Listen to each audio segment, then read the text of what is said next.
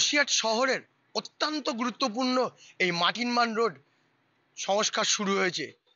বসিরহাট তিরুমণি থেকে আমতলা পর্যন্ত 4.2 কিলোমিটার, বরাদ্দ 18 কোটি টাকা। খুব দ্রুত শেষ করার দরকার এই জন্যই, কারণ পৌরসভা এবং হসপিটাল, যেটা বসিরহাট জেলা সদর হসপিটাল আছে, সেখানে মানুষরা এমার্জেন্সি কারণে ঠিক সময় পৌঁছতে পারে।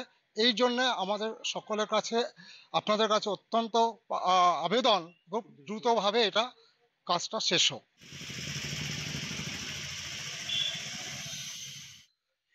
এই রাস্তা দিয়ে একাধিক ভারত বাংলাদেশ সীমান্তে পণ্যবাহী ট্রাক যায়। সুন্দরবন থেকে আসা বিভিন্ন বাস, ছোট মাঝারি যানবাহন চলে। বসিরহাট শহরের প্রাণকেন্দ্রে এই গুরুত্বপূর্ণ রাস্তা সংযোগকারী বসিরহাট স্বাস্থ্য জেলা, বসিরহাট পৌরসভা, আদালত সহ অত্যন্ত গুরুত্বপূর্ণ প্রশাসনিক ভবন। এই যোগাযোগকারী রাস্তা সংস্কারের জন্য সমস্যায় পড়তে হচ্ছে দীর্ঘদিনে এই অঞ্চলের মানুষের।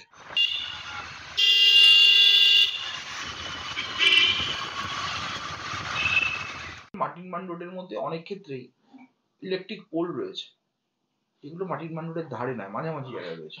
সেগুলোকে সরিয়ে মাটিনমান রোডটা সম্পূর্ণ পরিষ্কার করার দায়িত্ব এর মধ্যে অন্তর্ভুক্ত করা হয়েছে।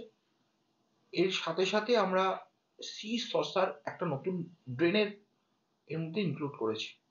ড্রেনেজ সিস্টেমের মধ্যে সি সসার ড্রেনেজ সুবিধাটা হচ্ছে তলাটা কংক্রিট থাকে না, মাটি থাকে তলায়, যাতে বর্ষার পরবর্তীকালে যে জলটা জমে থাকে সেটা মাটিতে অ্যাবজর্পশন। এই রাস্তা দ্রুত সংস্কার হোক চাইছে বসিরহাটের মানুষ। আমার শহর বসিরহাট থেকে সঞ্জিত চক্রবর্তী, কলকাতা টিভি।